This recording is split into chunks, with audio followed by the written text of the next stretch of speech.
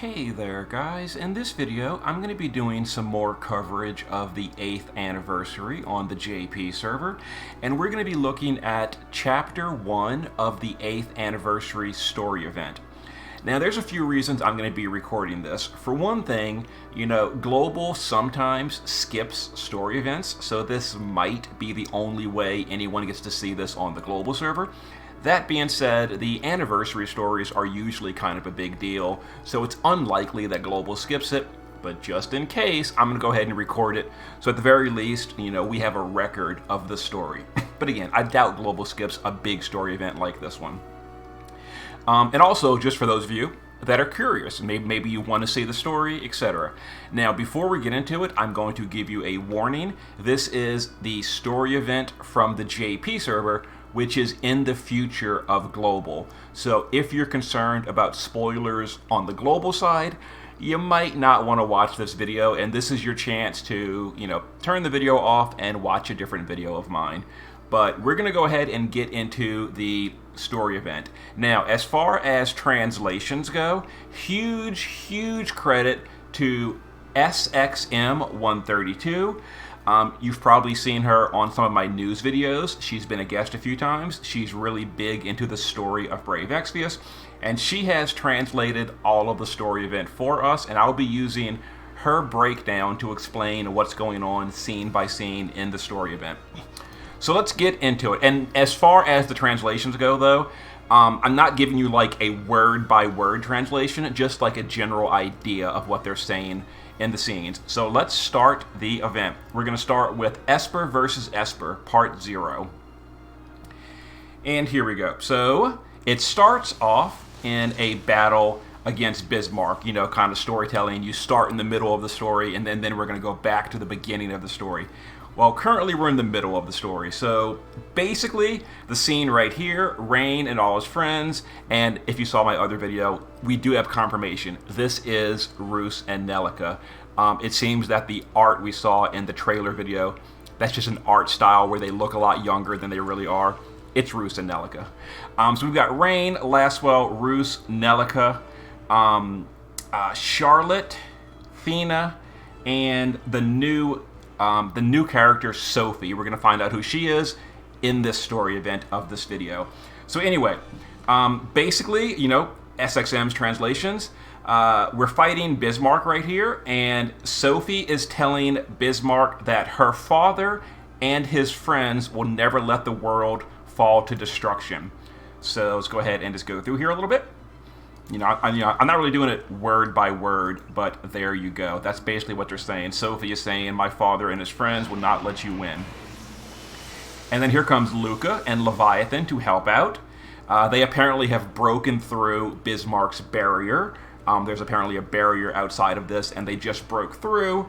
They're coming to help. Leviathan is saying, I will stop you, Bismarck. And Roos is saying that Bismarck has, unseen power. We've never seen an Esper this strong, etc., etc. And there you go, just some more chat right there.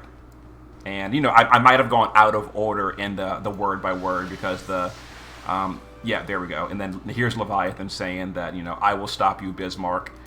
We'll never let the world fall. Blah blah blah.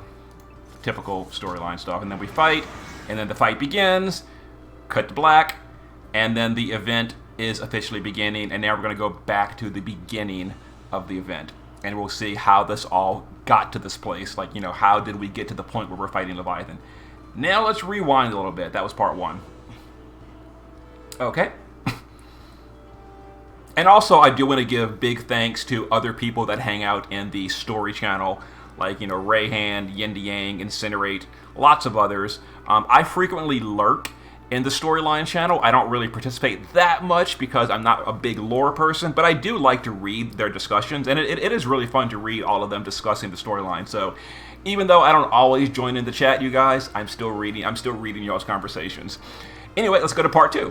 So part 2 is going to go to the beginning of the story event, where the story begins. We're going to now be in Inferno Hollow. If you remember, this is the very early Ifrit's cave on the very first island of the game, back in the continent of Lapis or whatever, the land of Lapis. So here's Ifrit helping out combat against some monsters with Rain, Fina, and Laswell. Okay. And then apparently Nelica and Roos have been just watching the combat, not really helping out here. And apparently Roos is saying that he's not... It always comes back to the Roos and the Rain duel. Roos is saying he's not sure if he'll be able to beat Rain if Rain is merged with an Esper. If you recall, Rain does merge with Ifrit during one of his forms, Infernal Fire Rain. And I guess this is kind of where Roos got the idea to merge with Kokurayu at some point. But yeah, let me go ahead and read SXM's explanation real quick.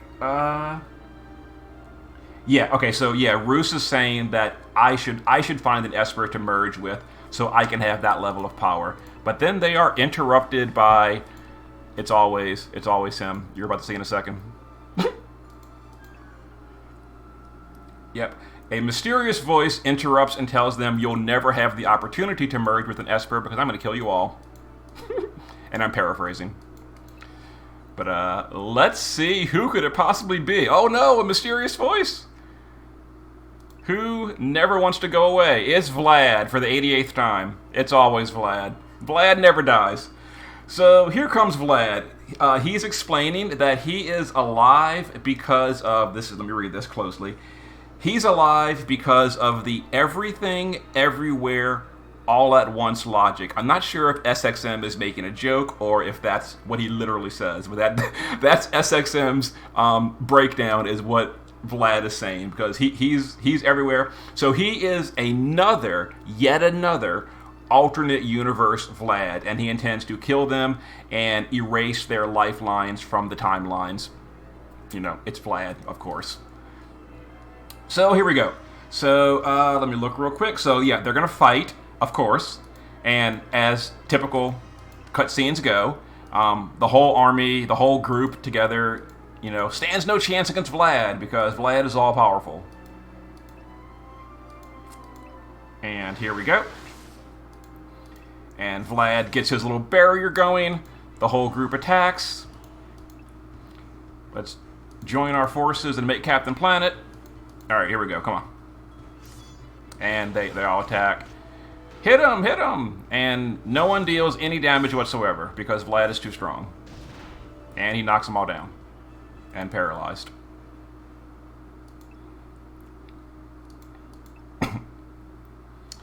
And Fina uses her magic to boost everyone's power. She buffs up the party. So now, you know, Roos and Nelica are supercharged. Rain and Laswell have your Blood Awakening stuff. And we're going to do all the superpowers against Vlad. The Blood Awakening. And Roos and Nelica apparently do Blood Awakening as well. Their own special version, whatever the Caleb Sandwich does. The special forces of Visectrum. No, not Visectrum. Oh, what is it called? The Season 4 city. Oh, what is it called? It's not Visectrum. Visectrum is Season 2. What is the Season 4 city called? In any case, who cares? They're doing their superpowers. And there's a combat. Storyline combats, you can imagine. Storyline combats don't matter. We're going to do it just for the sake of it. He dies in one hit. It's storyline. But you fight Vlad again. So, yeah, boom, you're dead. Just punch you. There it is. Okay. So, we beat Vlad, but of course, thanks to the magic of cutscenes, you'll see in part 3 in just a moment.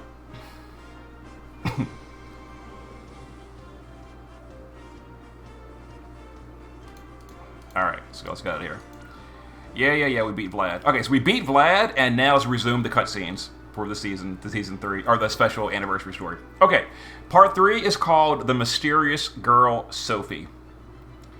So, here we go, some more fight. Rain and Laswell do their Omni-Slash, or whatever it's called, Mirror of Equity.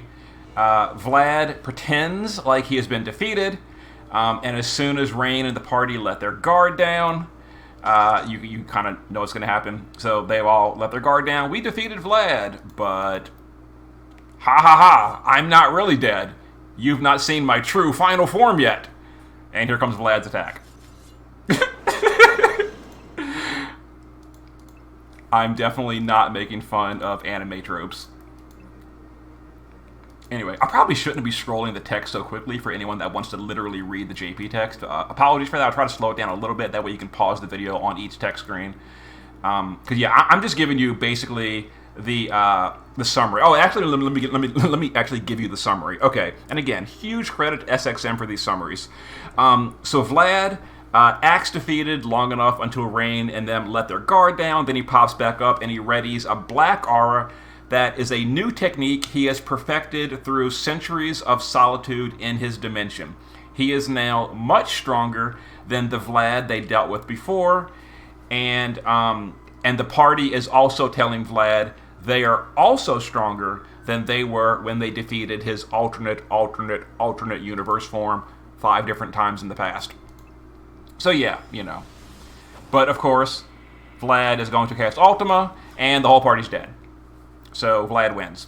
You know, the whole party has no match for Vlad, but on the other hand, so Vlad is now telling the party he intends to kill every single one of them individually, starting with Rain, and he is going to charge up his big attack. Can you guess what's going to happen? And here we go. And oh no, big, music. We're very nervous right now. Here comes Vlad to kill Rain. Power up his big attack, and a mysterious voice, what does it say right here? A mysterious voice calls out. She jumps in front of Rain and blocks Vlad's attack, and here we go. So let's go ahead and watch what's happening here. I'm skipping ahead. Here we go. This is your introduction to Sophie. Oops, I spoiled her name. Oh well. Yes, so she comes out of nowhere, and she dispels Vlad's magic. And, okay, so Vlad is making fun of Sophie for being just a child who accidentally wandered into the cavern. Rain is begging her to please run away, and she calls Rain Papa. Let's see, she stands... Okay, I'm sorry, and yeah, she calls Rain Papa, and then she jumps in front of Vlad, and she tells Vlad, don't bully Papa. And she pulls out her magic spell book. I'm skipping ahead again. Here we go. She jumps in front of Rain, pulls out her spell book, and of course the baby 5-year-old one-shots Vlad because anime. And there you go. So the whole party that has defeated 4 seasons of enemies, has defeated Chaotic Darkness, has defeated all the series boss battles. They do Clash of Willows every single month. They do all the Dark Visions every single month. They've done every single trial. They've beaten all the Grace of Darkness. They've beaten Queen Byakuya. They can't beat Vlad, but the 5-year-old girl walks on screen and one-shots him. That makes sense. Anyway, so, so the whole party, so she defeats Vlad with one shot. And, Vlad disappears, and Laswell is amazed that this girl took down Vlad all by herself. Is the storyline going on right here. And she's asking, is Papa alright? She uses recovery magic. There you go. She revives the whole party because she's all-powerful, just like Roka was, apparently. Apparently little baby girls were always god tier in the storyline. And now she's telling the party she is Sophie, she is Rain's daughter. And Rain is completely confused. He has no idea what's going on. He's like, what? Me and Laswell never slept together? How'd this happen? That was me adding to the story. Oh, and she says, I've missed you, Papa. So Laswell can't... of the whole... This I am being serious. Of the entire troop, it's Laswell who is shocked that Rain has a daughter and a little jealous. And that is part of the story. So Laswell is surprised.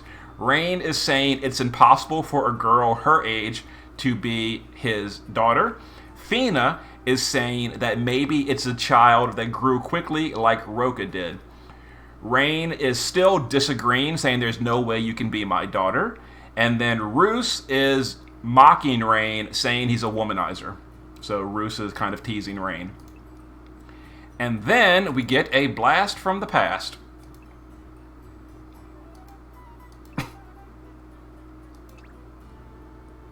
Okay, so I kind of like skipped ahead. So right now is when they're teasing Rain. I think that little shock above his head was Roos teasing Rain. Anyway, here comes Lauren. Lauren and soldiers from Grandshell rush in to see if Rain is all right.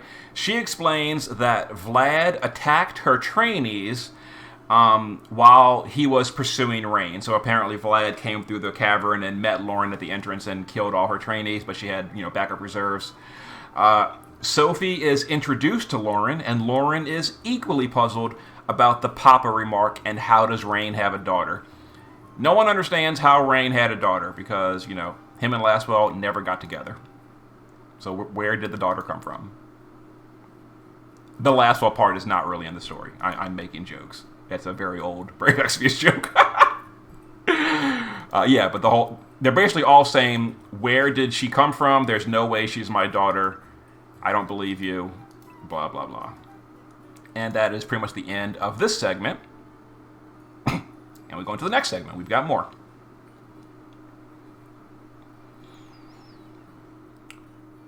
Alright, that was part 3. So we're on part 4 now. Let's go here. This part is titled Rain's Daughter. So this part is mostly just chatting. Same thing. So we're going to get some backstory now. So Laswell asked Sophie where she was before this, and Sophie has amnesia. Okay, so this is my commentary, but isn't this trope so overused? Oh my god, can you please not reuse these boring tropes that are overdone to death? So we've got a celestial-powered, god-tier, one-shot the hardest guy in the game, baby child, and she has amnesia.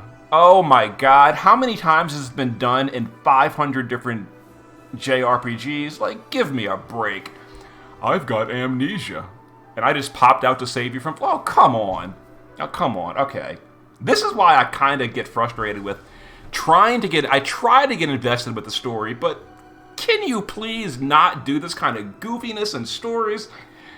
Oh my god, I'm an all-powerful, godly woman, or baby, but I've got amnesia. I don't know how I got it. Oh, come on. Anyway, okay, so let's get back to the real story. So Laswell asks where Sophie's been before this, and she admits her memory is vague after crossing space and time. She cannot remember. Rain remembers that this was kind of like how Fina was when they first met. And Laswell mentions that Sophie even looks a little bit like Fina. And Nelica suggests that maybe Fina is her mother. So Nelica is suggesting maybe Rain and Fina got together. Rain is arguing, saying there's no chance. And yeah, Rain doesn't want to make Laswell too jealous. So anyway, Rain is saying there's no way me and Fina never got together. And then Nelica says maybe anything is possible in an alternate dimension. So Nelica is suggesting an alternate dimension Rain and Fina hooked up, had a baby. That is Nelica's theory at the moment. And as we say that, Rain looks at Laswell. He's like, Laswell, bro, I'm sorry. Okay, so let's go ahead and get back to where Lauren is talking. We're not there yet. Let's go ahead a little bit. Okay, so, oh god, I'm reading the summary again. So we're getting back to the tropes. Wait till Lauren talks again. Lauren. Yeah, we're still going back and forth. Rain is spending this entire time refusing that him and Fina ever got together. And Nelica keeps saying, in an alternate dimension, you and Fina could have gotten together and had a child. And this can be your child. And here's with Lauren. Okay, so Lauren cannot get over the ability, or Lauren cannot get over the fact that Sophie has the ability to jump dimensions. And Sophie insists that she doesn't know how she does it. She doesn't remember why she has this power. She just knows that she is all-powerful. She doesn't remember why because amnesia, it's so cool. Okay, so what she does remember is Papa. Rain says her memories might be scrambled, but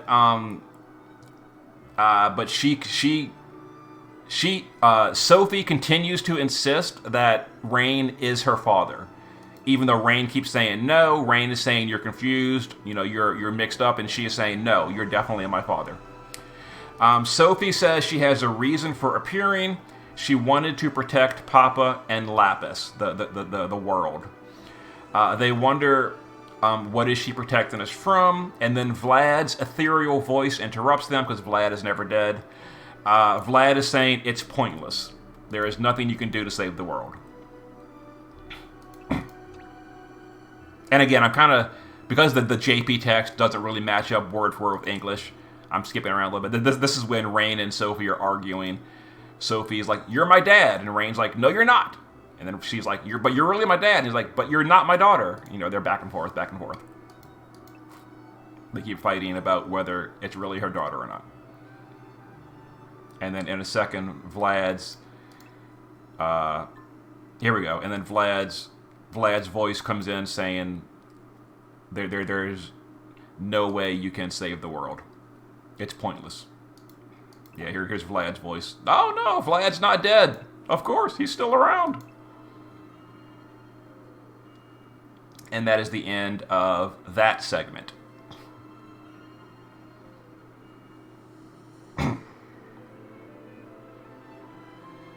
Like, really? Vlad and a baby girl with amnesia. Get some new ideas. Okay, final part. For this part, this is only part one. There's going to be more to the story as we go forward in the anniversary. So this part is titled Ruin Approaching Lapis. So here's Vlad again talking. So Sophie is saying that Vlad really is gone and dead. Only his lingering ill will is remaining. And Vlad is still talking, so apparently he's not really gone. Vlad says the Esper of Destruction is already nearing this world. Lapis will disappear. Okay.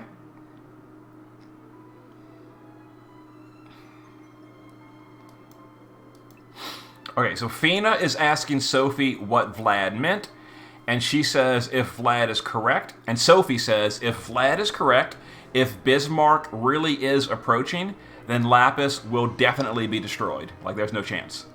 But she promises not to let that happen. They agree to fight by her side against this coming danger. Okay, yeah, so Sophie, the amnesiac, God being, is going to fight with the party against Bismarck as he approaches the world. And there's a little bit more coming up in a second.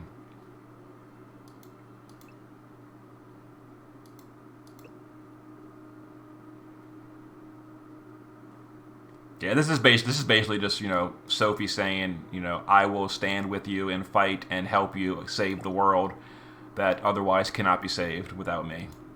Yeah, it's the basic of this. Okay.